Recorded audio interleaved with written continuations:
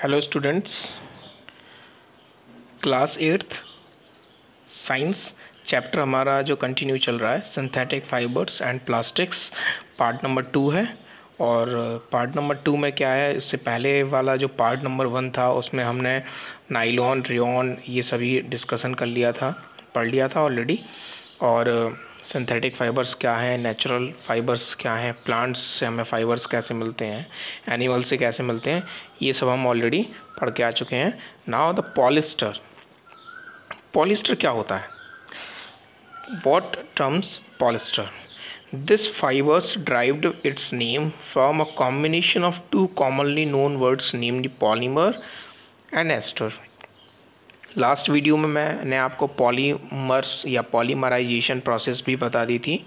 Polymers होता है, poly means many और मर्स में तो होता है बहुत ज़्यादा, और चेन यानी बहुत सारे मॉलिक्यूल्स या बहुत ज़्यादा यूनिट्स बन के आपस में एक चैन की फॉर्मेशन कर लेते हैं, चैन फॉर्मिंग कर लेते हैं, उसी को हमने पॉलीमर्स बोला था। ये फाइबर भी इसी तरीके से, ये भी कॉम्बिनेशन है। कॉम्बिनेशन क्या है? एक तो पॉलीमर्स का है, जिसमें मीन्स क्या होता है पॉलीमर्स का, हैविंग मैनी पार्ट्स, बहुत ज़्यादा पार्ट्स होते हैं किसी भी मॉलिक्यूल के। और एस्टर मीन्स क्या होता है? एक chemical compound due to which fruit get theirs names. Okay, और एस्टर कहाँ से नेम आया है? एस्टर मीन्स क्या होता है? एक केमिकल कंपाउंड होता है जो फ्रूट्स के नेम्स पे होता है। कि एक एस्टर का मतलब होता है, जब आप क्लास 11-12 में जाएंगे तो वहाँ एक नाम आता है केमिस्ट्री में, एस्टरीफिकेशन, एस्टर्स। तो एस्टर्स फलों में मिला दिया जाता है जिससे फलों में खुशबू आती है ना, तो वो एस्टर्स है। तो पॉलीस्टर ऐसे है, पॉलिस्टर। तो पॉलिस्टर्स हम लोग हिंदी में पॉलिस्टर का मीन्स जानते हैं मलमल, सुना होगा कहानियों में, कहते भी मलमल के कपड़ों पे सो रहे हो, है ना, ये मीन्स वही है, मलमल के कपड़े। ओके, तो सिंथेटिक फाइबर ही है ये भी एक। It is a durable fibre possessing the characteristics of resiliency due to which they are resistant to wrinkles. resistance का मतलब क्या होता है? देखो ये जो वर्ड आया ना resistant, resistant का मतलब होता है रोकना। क्या होता है? रोकना। किसी के रास्ते को रोक देना रेसिस्टेंट होता है। वाटर फ्लो कर रहा है, आप रोक दो, रेसिस्टेंट हो गए। इलेक्ट्रिक करंट फ्लो कर रहा है, आप रोक दो, रेसिस्टेंट हो गया। तो रिंकल का मतलब क्या होता है? जो सुकड़ावन जो पड़ जाती है वो रेसिस्टेंट हो जाती है। मतलब इनकी जो पॉलिस्टर कपड़े होते हैं उनमें रिंकल्स नहीं पड़ते। They are also impervious to most chemicals, shrinking and stretching. उसके बाद ये श्रिंकिंग भी है, आसानी से धुल जाता है ना, और बहुत जल्दी सूख जाता है, इस ईजिली स्ट्रेच हो जाता है। ये सारी चीज़ें इस पॉलिस्टर के अंदर होती हैं। It can be used for purpose of insulation by developing hollow fibres. कोई भी ऐसे हॉलो मीन्स जानते होंगे आप, खोखला होता है, तो hollow fibres, developing hollow fibres, मतलब हम इसका एज अ किस में यूज़ करते हैं? इसका जो मेन पर्पस है वो पर्पस ये इंसुलेशन में यूज़ करते हैं, हॉलो फाइबर्स में, हॉलो फाइबर्स के इंसुलेशन में इसका यूज़ करते हैं हम पॉलिस्टर का। Okay, it is use to making shirts. अब इससे शर्ट्स भी बनती हैं, ट्राउज़र्स भी बनते हैं, jackets, curtains, bed sheets, saris और etcetera, ropes, fabrics, conveyor belt, insulating material and etcetera. ये सारी पिलो वगैरह, ये सारी चीज़ें पॉलिस्टर से बनती हैं। बिकॉज पॉलिस्टर एक सिंथेटिक फाइबर है, और सिंथेटिक फाइबर का यूज़ भी किस में आएगा? मटेरियल्स या न्यू फॉर्मेशन में आएगा। जो नए कोई आर्टिकल्स या कोई नए मटेरियल्स आप क्या कर सकते हैं, या कोई नए सब्सटेंस बना सकते हैं पॉलिस्टर की हेल्प से, जिसमें कॉमनली क्या है? ट्राउज़र है, शर्ट्स है, पैंट्स हैं, fabrics, convent belt, insulating material है, पिलो है, एटसेट्रा। ये सारी चीज़ें हम लोग पॉलिस्टर की हेल्प से बना सकते हैं। नीचे जो डायग्राम दिए हैं देखो, उसमें साफ कहा भी है, इसने क्या बोला है? Polyester use to make curtains and bedsheets. एक तरफ तो दिखाया है, ये कर्टेन्स दिखाए पॉलिस्टर से, यानी इससे ये पॉलिस्टर के कर्टेन है और ये पॉलिस्टर के क्या हैं? बेड शीट्स हैं। दोनों डायग्राम उसने दिखाया कि आप एक ही फैब्रिक से, यानी एक ही फाइबर से, जो पॉलिस्टर फाइबर है, जो एक सिंथेटिक फाइबर है, आप उससे एक तरफ तो कर्टेन्स भी बना रहे हैं और एक तरफ आप बेड शीट भी बना रहे हैं। फर्दर पॉलिस्टर्स हमने क्लासीफाई कर दिया 2 पार्ट्स में। एक तो होता है टेरिलीन और एक होता है पैट, यानी PET। दोनों ही क्या हैं? दोनों को अच्छी तरीके से समझना है क्योंकि इसमें कुछ केमिकल नेम आएंगे और सिर्फ आपको नेम याद रखने हैं, कोई फॉर्मूले बेस पर नहीं जाना है। Class 6th class 8th 7th 8th में कोई ज़्यादा ऐसे एग्जाम्पल या मतलब कोई फॉर्मूले पे बहुत ज़्यादा फोकस नहीं होता है। ओके, तो टेरिलीन क्या है? तो अभी मैंने पॉलिस्टर बताया था, पॉलिस्टर को बताया था कि पॉलिस्टर फर्दर हमने क्लासीफाई कर दिए 2 पार्ट्स में, एक है टेरिलीन और एक है आपका पेट। टेरिलीन क्या होता है? सबसे पहले टेरिलीन को देख लेते हैं। It is an artificial fibre polyester fibre formulating by polymerising. अब इसका नाम याद रखना है किस किस से मिलके बनता है। एक तो है एथाइलीन ग्लाइकॉल और दूसरा है टेरीपैथिलिक एसिड। तो आपको 2 नेम याद रखने हैं कि terylene is made with the help of ethylene glycol and terephthalic acid. It can be easily minutely drawn into fine quality fibers. ये इतना ज़्यादा महीन हो सकता है, इसकी जो क्वालिटी है इसको बिल्कुल पतला आप कर सकते हैं। Which in turn can be further woven like any other yarn. और उसके इस तरह पतला करने के बाद आप उससे धागा भी बना सकते हैं। This in accompany with cotton called terrycoat and it is used to make cloths like sarees. और इसके साथ अगर हम कॉटन को मिक्स कर देते हैं टेरिलीन के साथ तो इसी का नाम बदल के फिर से क्या हो जाता है? टेरिकोट हो जाता है। क्या हो जाता है स्टूडेंट्स? टेरिकोट। टेरिकोट का मीन, टेरिकोट से क्या बनता है? देखो साड़ीज़ बनती हैं, टोस्ट्री में यूज़ होता है, many other articles like ropes, seeds, sails etcetera, यहाँ भी टेरिलीन का यूज़ या टेरिकोट का यूज़ होता है। पैट क्या है? This is a semi crystalline thermoplastic polyester formulated from ethylene glycol and terephthalic acid. ये भी देखो ये भी वही फॉर्मूला है सेम, लेकिन इसमें फिर एक क्या आ गया, कॉमनली क्या आ रहा है? इसमें एक चीज़ आ रही है, सेमी क्रिस्टलाइन थर्मोप्लास्टिक पॉलिस्टर है, यानी एक प्लास्टिक की फॉर्म है ये। और सेमी क्रिस्टलाइन इसके जो मॉलिक्यूल्स हैं वो सेमी क्रिस्टलाइन होते हैं आपस में। थर्मोप्लास्टिक पॉलिस्टर भी है और फॉर्मूला हमारे वही हैं, ethylene glycol and terephthalic acid with the chemical name polyethylene terephthalate, जिसका केमिकल नेम क्या होता है? Polyethylene terephthalate. This is a strong lightweight clear and hence finds use in packaging foods and beverages like salad dressings, peanuts, butter, cooking oils, mouthwash, shampoo, liquid hand wash, hand soap, window cleaner, films, wires, tennis balls, and also convenience sized soft drinks, juices, and water. तो एक तरीके की semi crystalline plastic है ये। तो plastic आप जानते होंगे मेनली किस में यूज़ होती है? प्लास्टिक यूज़ होती है as a packaging of foods या पैकेजिंग ऑफ बीवरेजेस। फूड्स खाने की कोई ऐसी चीज़ें हैं जो उसमें पैक होके आएँ। बीवरेजेस वो चीज़ें जो हम पी सकते हैं, जैसे टी है, कॉफ़ी है, ये सारी चीज़ें हम पीते हैं, तो इसकी पैकेजिंग में आती है। तो देखो पैकेजिंग में बहुत ज़्यादा हेल्प करता है पैट, क्योंकि देखो बटर है, कुकिंग ऑयल्स है, माउथ वॉश, शैम्पू वगैरह, ये सभी किस में पैक होके आते हैं? पैट प्लास्टिक में आते हैं। ओके, जो हम लोग अपने घरों में यूज़ करते हैं तो वो कौन सी प्लास्टिक है? PAT plastic, PET, PAT plastic. Okay, और जो साड़ीज़ वगैरह जो कॉमनली आती हैं, सभी साड़ियाँ नहीं, कुछ साड़ियाँ आती हैं वो किसकी बनी होती हैं? टेरिकोट। अभी जस्ट पढ़ाया है, the mixing of Terylene and cotton is known as Terycot. नीचे देखो एक बॉटल का जो डायग्राम है वो PET यानी पैट बॉटल है, जो घर में हम लोग यूज़ भी करते हैं। Now acrylic. एक्रिलिक क्या है? एक्रिलिक भी एक सिंथेटिक फाइबर है। अब है क्या वो भी देख लेते हैं। इससे पहले अभी हमने जस्ट क्या पढ़ा है? पॉलिस्टर पढ़ा है। पॉलिस्टर का पूरा हमने कंप्लीट कर लिया। अब एक्रिलिक क्या है? Acrylic, this synthetic fibre is formulated from a polymer called पॉलीएक्रिलोनाइट्रिल।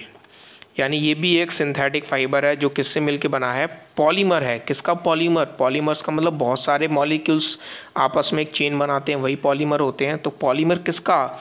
पॉलीएक्रिलोनाइट्रिल compound का। इट इज़ लाइट वेट, ये भी बहुत हल्का होता है, सॉफ्ट होता है, वार्म यानी हल्का गर्म भी होता है, and has resemble with wool wool formulated from natural sources are quite expensive, whereas the synthetic fiber is an inexpensive substitute for natural wool. देखो, एक आपकी होती है वूल जिसे हम ऊन बोलते हैं, ओके। अब ये कैसी आपकी होती है स्टूडेंट्स, नेचुरल होती है। एक आपका इसी का होता है एक्रेलिक, जो अभी मैं पढ़ा रहा हूँ, एक्रेलिक। ये भी क्या है, एक तरीके की वूल है, लेकिन ये कैसी है, आर्टिफिशियल है। यानी वूल नेचुरल है, एक्रेलिक भी वूल ही है, लेकिन है कैसी, सिंथेटिक है।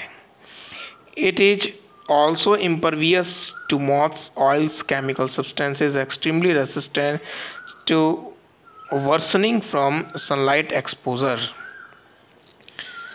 ये भी बहुत अच्छी, जैसे oils, chemical substances, okay, extremely resistant. अगर हम लोग, मुझे क्या कहते हैं, अगर इनको कवर्ड करना है या इनको सेफ रखना है, तो अगर हम इसके ऊपर अगर एक्रिलिक भी लगा देते हैं, एक्रिलिक के चीज़ें डाल देते हैं इन सब के ऊपर, तो वो क्या कर लेता है, सनलाइट एक्सपोज करता है, ओके। आपने देखा होगा कि जो गर्म कपड़े हम लोग पहनते हैं, तो वो गर्म कपड़े क्या करते हैं, अंदर की जो हीट होती है बॉडी की, या अंदर की जो सब्सटेंस है उसकी हीट होती है, वो बाहर नहीं जाने देते। और जब बाहर नहीं जाने देंगे तो टेम्परेचर अंदर का कैसा हो जाएगा, गर्म हो जाएगा। एज इट इज़ सेम ऐसे ही ये है, okay.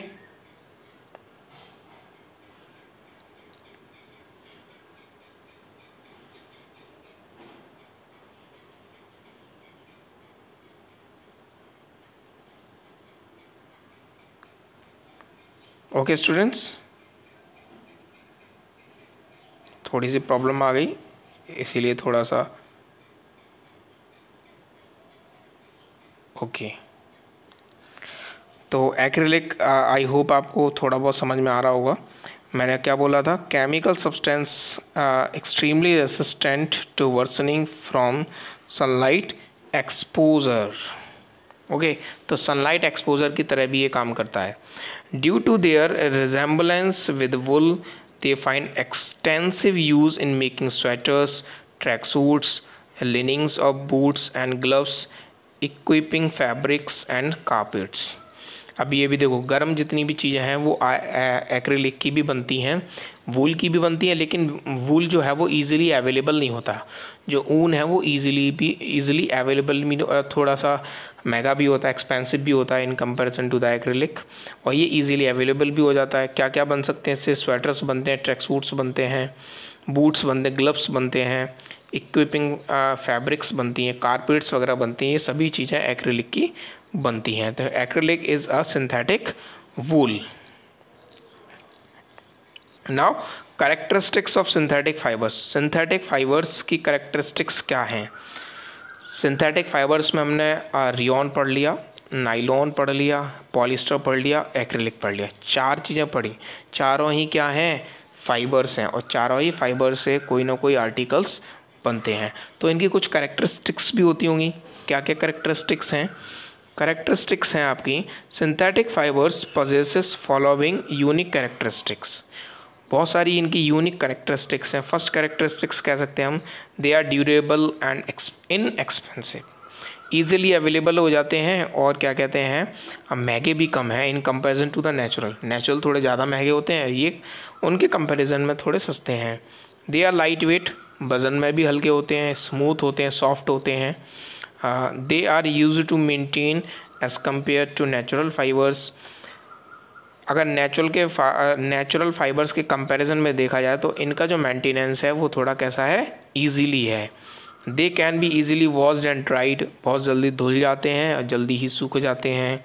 They are resilient to wrinkles which makes them more demanding in cloth industry. ये रिंकल फ्री होते हैं, इसलिए इनकी क्लॉथ इंडस्ट्री में बहुत ज़्यादा डिमांड भी हमेशा बनी रहती है। Their tenacity makes them find use in many industries, okay. और इसकी वजह से बहुत सी इंडस्ट्रीज़ ऐसी हैं जो इनका क्या करती हैं, प्रोडक्शन करती हैं, ओके, मैन्युफैक्चरिंग कर रही हैं। प्लास्टिक, अब हम लोग प्लास्टिक पे आ चुके। इससे पहले हमारा पूरा फाइबर्स कंप्लीट हो गया है, प्लास्टिक पे आ गए हम लोग। प्लास्टिक क्या है? This is another polymer formulated from hydrocarbons available in natural materials like natural gas, oil, coal, minerals and plants in which units are either aligned in linear arrangement or in cross-linked arrangement।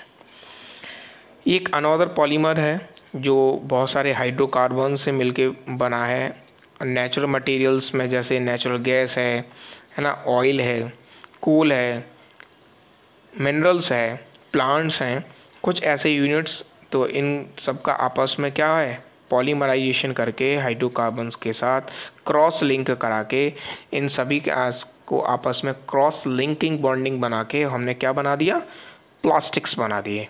Okay, और detail में अगर जानने चाहते हैं तो उसके लिए आप मुझे कमेंट कर देना, मैं अलग से प्लास्टिक को और अलग से एलैबोरेट कर दूंगा, क्योंकि इस वीडियो में इतना नहीं हो पाएगा कि प्लास्टिक को हम लोग डिस्कशन कर लें। This is absolute reason due to which many plastic begin with the keywords poly for instance, polystyrene, polypropylene and many more. ये सभी प्लास्टिक्स के ही पार्ट्स हैं, अलग अलग हैं प्लास्टिक्स के नाम, अलग अलग कीवर्ड्स हैं इनके, जैसे instance, polystyrene, polypropylene, many more. Okay, ये सभी प्लास्टिक्स हैं। This fibres finds extensive use in the modern industry due to their resistance towards corrosion and chemicals, good durability, low stung, thermal and electrical conductivity, high ratio between strength and weight, availability in vivid colors, resistance to shock and water, inexpensive और low toxicity। देखो कितने ज़्यादा benefit इसने एक ही बार में plastics के बता दिए। देखो एक तो इजीली अवेलेबल भी हो जाती है मॉडर्न टाइम में इसकी काफ़ी ज़्यादा इंडस्ट्रीज़ भी हैं। सबसे बड़ी बात, इसमें जंग नहीं लगती है, नॉन कोरोजन होती है ना, कोरोजन नहीं होता। ओके, गुड ड्यूरेबिलिटी होती है, ठीक ठाक चलती भी है। लो स्टंग, थर्मल होता है, यानी बहुत जल्दी क्या होती है, हीटअप। देखो हीटअप तो जल्दी होता है, देखो प्लास्टिक है तो heat in comparison to the metal ये पिघल सकती है ना। इलेक्ट्रिक कंडक्टिविटी, ठीक है। अब इलेक्ट्रिसिटी देखो, कोई करंट वरंट लगने का झंझट नहीं है कि अगर ये प्लास्टिक है तो इसमें करंट आ जाएगा, इंसुलेशन होता है तो करंट नहीं आएगा। High ratio between strength and weight, ratio अगर स्ट्रेंथ और वेट की आपस में बात करें तो बहुत ज़्यादा हाई होता है, और अलग अलग डिफरेंट टाइप्स के कलर्स में अवेलेबल हो जाती है। रेसिस्टेंस ऑफ शॉक, झटका लगने का, शॉक लगने का डर नहीं है। वाटर से भी कोई प्रॉब्लम नहीं है, शॉक एंड वाटर है ना, ऐसा नहीं है बॉटल में पानी है तो शॉक लग जाएगा, ऐसा कुछ नहीं है। इन एक्सपेंसिव, थोड़ा ज़्यादा महंगी भी नहीं है। लो टॉक्सिसिटी, और इतनी जहरीली भी नहीं है, जहरीली है लेकिन बहुत ज़्यादा नहीं है। They are expensively used in making toys. अब देखो इनसे क्या क्या चीज़ें बनती हैं, टॉयज़, खिलौने बनते हैं, toys industry. Suitcase, bags, cabinets, brush, chairs, disposal cups, tables, headliners, bottles, CD, cassettes, boxes, means बहुत सारे इसमें एग्जांपल उसने दे रखे हैं, तो बहुत सारे एग्जांपल हो सकते हैं। ऐसी कोई सी चीज़ नहीं है जो प्लास्टिक की आज नहीं बनती, हर जगह प्लास्टिक यूज़ में आ रही है।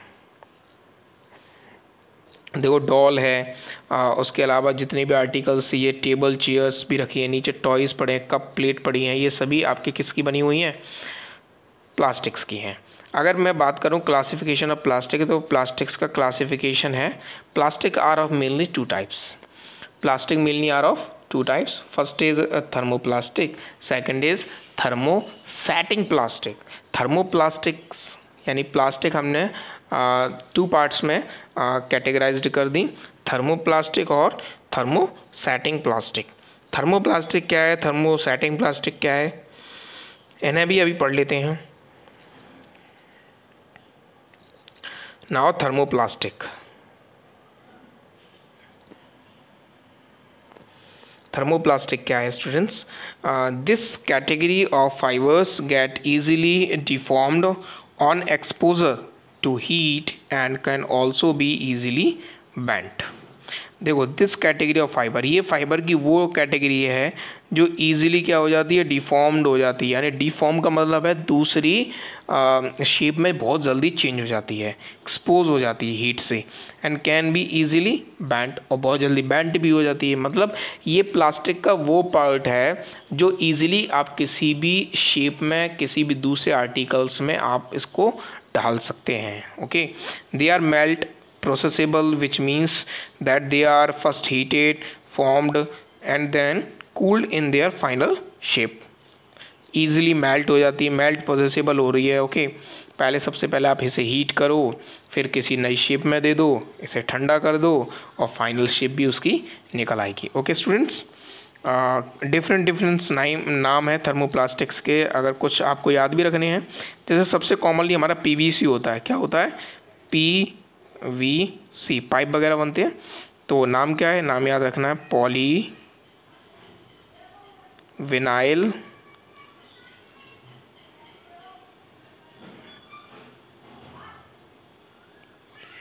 Chloride,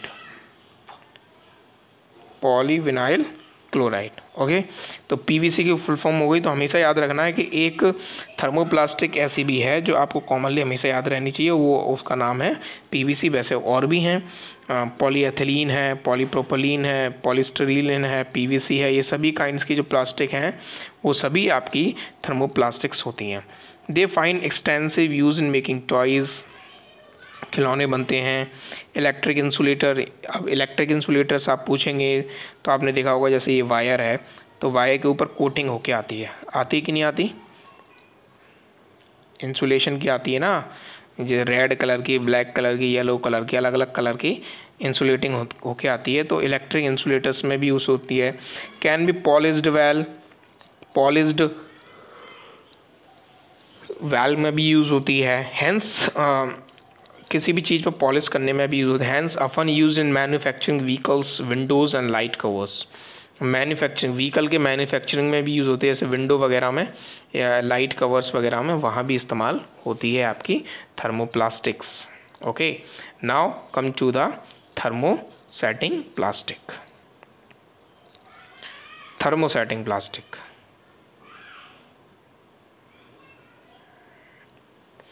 thermosetting plastic, this category of plastic one solidify. देखो, उस प्लास्टिक में, थर्मोप्लास्टिक में और थर्मोसेटिंग में बेसिक डिफरेंसेस क्या है स्टूडेंट्स? बेसिक डिफरेंस है कि आपने वहाँ देखा था कि इजीली मोल्टेड हो जाती थी और किसी भी नई शेप में आ जाती थी, लेकिन यहाँ नहीं है। अगर ये एक बार सॉलिडिफाई हो गई, पिघल के मेल्टिंग प्रोसेस में अगर एक बार सॉलिडिफाई हो गई तो कैन नॉट बी सॉफ्टन्ड बैक, तो आप इसे दोबारा से आप उसी पोजीशन या उसी शेप में नहीं ला सकते। Due to this reason that the units acquire 3 dimensional cross link structure with strong covalent bond. Because उसका रीज़न ये है कि इसमें जो है वो कोवेलेंट बॉन्ड होते हैं। क्या होते हैं? कोवेलेंट बॉन्ड होते हैं। ओके, तो कोवेलेंट बॉन्ड की खासियत ये होती है, क्रॉस बॉन्डिंग होती है वो, तो क्रॉस लिंक्ड स्ट्रक्चर होते हैं, एक दूसरे से क्रॉस वे में कनेक्टेड रहते हैं। तो जब जुड़े रहते हैं तो कोवेलेंट बॉन्ड बन जाते हैं। तो कोवेलेंट बॉन्ड बन जाएंगे तो कैसे हो जाएंगे कि एक बार अगर आपने इसकी शेप बदल दी पिघला के, तो ये दोबारा से सॉफ्ट नहीं होगी। Okay, for the most parts it tends to preserve their strength and structure even on exposure or to heating. If the plastic is exposed to long term heat, it may get charred. देखो क्या कह रहा है, if the plastic is exposed to long term heat, अगर आप इसे expose करना चाह रहे हैं, बहुत देर तक हीट करना चाह रहे हैं, तो इट मे गेट चार्ड, मतलब ये प्लास्टिक उस चीज़ ईजिली क्या हो जाएगी, उस शेप में नहीं ढल पाएगी और बेकार हो जाएगी। ठीक है, तो मैंने आपसे एक चीज़ बोली कि ये वो प्लास्टिक है जिसे आप एक बार मोल्टन स्टेट में लाके एक बार मेल्ट करके कोई एक शेप दे सकते हैं, लेकिन उसके बाद ये सॉफ्ट नहीं होगी, वन टाइम ही होती है, सॉलिडिफाई हो जाती है उसके बाद। Phenolic resins, amino resins, polyester resins, silicone resins, एक्सपोसी resins, Bakelite, melamine, polyethenes, some of the examples of this kind of plastics. तो आपको हमेशा ध्यान रखना बैकेलाइट, अब इतने सारे नाम तो याद नहीं रख पाएंगे, लेकिन बैकेलाइट और मेलामाइन ये जो दो नाम हैं ये आपको हमेशा याद रखने हैं। देखो बैकेलाइट प्लास्टिक हार्ड प्लास्टिक होती है, जैसे टेलीफोन बन के आते हैं या प्लास्टिक्स के गेट वगैरह आते हैं, विंडो वगैरह आती हैं, ये सभी हमारे बैकेलाइट या मेलामाइन प्लास्टिक्स के आते हैं। Bakelite being the poor conductor of heat and electricity, it is used for making electrical switches। देखो वो कह भी रहा है बैकेलाइट को उसने अलग से क्या यहाँ ड्राइव भी किया है।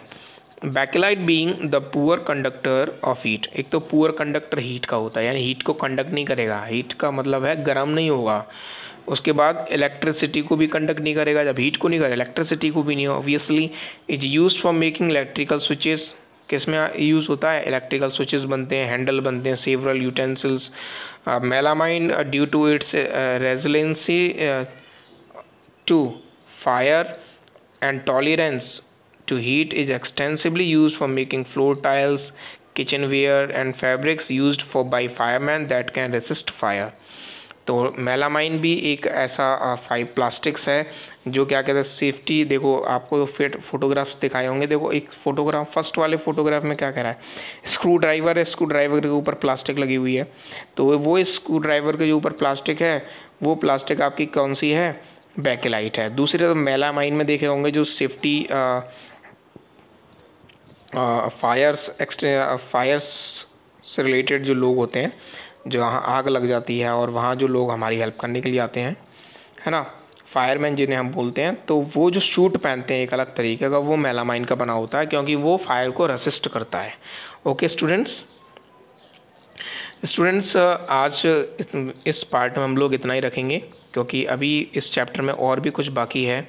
और अगर आपको कोई प्रॉब्लम है तो मेरे को कमेंट ज़रूर करना, मैं आपको उसका आंसर ज़रूर बताऊंगा।